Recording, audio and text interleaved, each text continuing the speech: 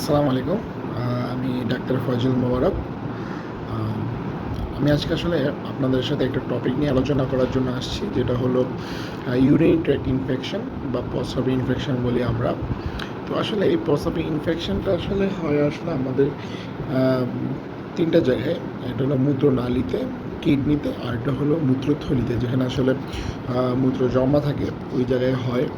তো এখন আসলে আপনার বুঝতে হবে কোন জায়গায় ইনফেকশন হলে আসলে আপনার কী ধরনের সিমটম বা লক্ষণ প্রকাশ পাবে, যেটার মধ্যে আপনারা বুঝতে পারবেন যে আপনার এই ধরনের কোনো রোগ হয়েছে কিনা। যদি আপনার কিডনিতে ইনফেকশন হয়ে থাকে, তাহলে আপনার হলো ব্যাক পেইন হবে, হাই ফিভার, মানে জ্বর আসবে, খুব বেশি জ্বর আসবে, টেম্পারেচার অনেক বেড়ে যাবে। তারপরে হলো ব্যথা করবে, তলপেট ব্যথা করবে। আর এগুলো হলো আপনার আসলে কিডনিতে যদি ইনফেকশন হয়। আর ২ নম্বরে এটা হলো মূত্রনালী, সেটা যদি ইনফেকশন হয়, তাহলে সেক্ষেত্রে হলো ইনফেকশনটা আসলে আমাদের মূত্রনালীতে হয়। তো ওই জায়গাটায় আসলে খুব প্রস্রাব করার সময় জ্বালা-পোড়া করে, এবং জ্বালা পোড়ার সাথে হলো আপনার ব্লাড যদি যায়, তাহলে প্রস্রাবের সাথে হলো রক্ত মিশ্রিত থাকবে। সেক্ষেত্রে হলো আমরা বলি খুব কোলা কালার প্রস্রাব হইতে পারে, রেড কালার প্রস্রাব হইতে পারে। এছাড়া আপনার প্রস্রাব ক্লাউডি, আমরা বলি একটু সাদা সাদা টাইপের হবে। আর আরেকটা হলো, আমার যদি মূত্রথলিতে হয়, তাহলে সেক্ষেত্রে একটা মোস্ট কমন হলো আপনার তলপেটে প্রচণ্ড ব্যথা থাকবে। হ্যাঁ, আপনার তলপেটের খুব চাপ অনুভব করবেন, বারবার প্রস্রাব ধরবে, কিন্তু আপনার প্রস্রাবটা ক্লিয়ার হবে না।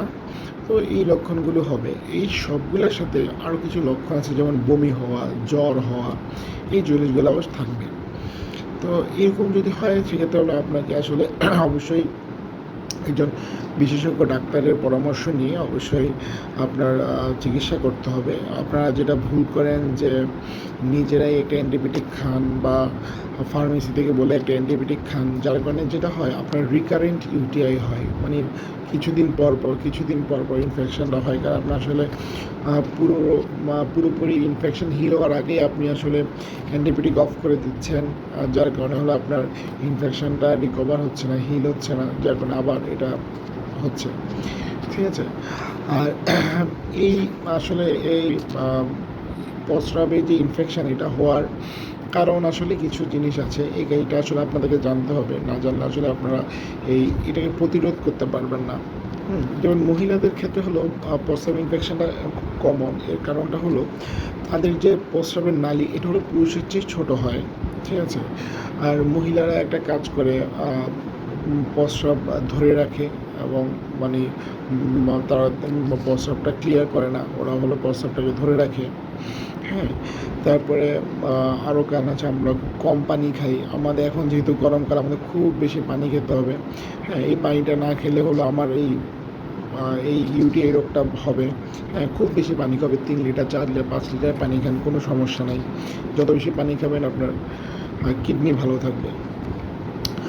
আর এছাড়া আপনার আরও কিছু জিনিস আছে, যে আপনাকে হলো মহিলাদের ক্ষেত্রে একটু হাইজিনটা মেনটেন করতে হবে। হ্যাঁ, না হলে হলো মহিলাদের ক্ষেত্রে মানে মানে যেটা হলো আমাদের পায়খানার রাস্তা এবং প্রস্রাবের রাস্তা একটু কাছাকাছি হওয়ার কারণে ইনফেকশন এটার মাধ্যমে ছড়ায়। হ্যাঁ, খুব কাছাকাছি হয়, তো যার কারণে হলো পাকস্থলীর কিছু ব্যাকটেরিয়া আছে, যেগুলো হলো মানে এই পায়খানার রাস্তা থেকে প্রস্রাবের রাস্তায় গিয়ে ওখানে ইনফেকশনটা ঘটায়। ঠিক আছে? তো এই জিনিসগুলো আপনাদের মাথায় রাখতে হবে, যে এই জিনিসগুলো থেকে আপনি একটু পার্সোনাল হাইজিনটা ভালো করে মেনটেন করবেন। ঠিক আছে? বেশি বেশি করে পানি খাবেন। ঠিক আছে? ক্যানবেরি জুস এটা খেতে পারেন। ঠিক আছে? তো এইগুলো আসলে আপনাদের আসলে যাতে ইউটিআই না হয়, সেটা প্রতিরোধ করার জন্য এই জিনিসটা আপনারা করবেন। আর যদি হয়ে যায়, সেক্ষেত্রে ভয়ের কিছু নেই। আপনারা হলো একজন রেজিস্টার্ড এমবিবিএস ডক্টর বা কনসালটেন্ট আছেন, যারা এই বিষয়ে মেডিসিন কনসালটেন্ট যারা আছে, তাদেরকে আপনারা হলো দেখিয়ে একটা প্রস্রাব পরীক্ষা করে আসলে আপনার প্রস্রাব ইনফেকশনটা কোন পর্যায়ে আছে, মাইল্ড না মডারেট না সিভিয়ার, মানে এইটা আপনি ডিটারমিনেশন করে তারপরে আপনার চিকিৎসা নেওয়া, এটা হলো আপনার জন্য খুব ইম্পর্টেন্ট। ঠিক আছে। আর আরেকটা হলো বলে দেই, এটা হলো ডায়াবেটিস রোগীদের আসলে ইউটিআইটা বেশি হয়, কমনলি হয়, কারণ হলো তাদের হলো রোগ প্রতিরোধ ক্ষমতা কম থাকে, এই কারণে আসলে ইনফেকশন প্রতিরোধ করতে পারে না, যার কারণে হলো তাদের হয়ে থাকে। ঠিক আছে। সেক্ষেত্রে হলো ডায়াবেটিস রোগীদের একটু সতর্ক থাকতে হবে এবং ডায়াবেটিসকে নিয়ন্ত্রণ রাখতে হবে। তো এইভাবে হলো আপনারা আসলে এই রোগটা থেকে আসলে আপনারা প্রতিকার পেতে পারেন। এবং ইনশাল্লাহ আপনারা আমার আশা করি আপনারা এভাবে প্রতিরোধ করবেন যাতে হলো এই রোগটি কারো না হয়। এখন যেহেতু গরমকাল, একটু বেশি বেশি করে পানি খাবেন। ইনশাল্লাহ আপনারা সবাই সুস্থ থাকবেন। আশা করি আপনারা সবাই ভালো থাকবেন। আপনাদের ভালো থাকা কামনা করে আজকে আমার ভিডিও শেষ করছি। ধন্যবাদ। আসসালামু আলাইকুম।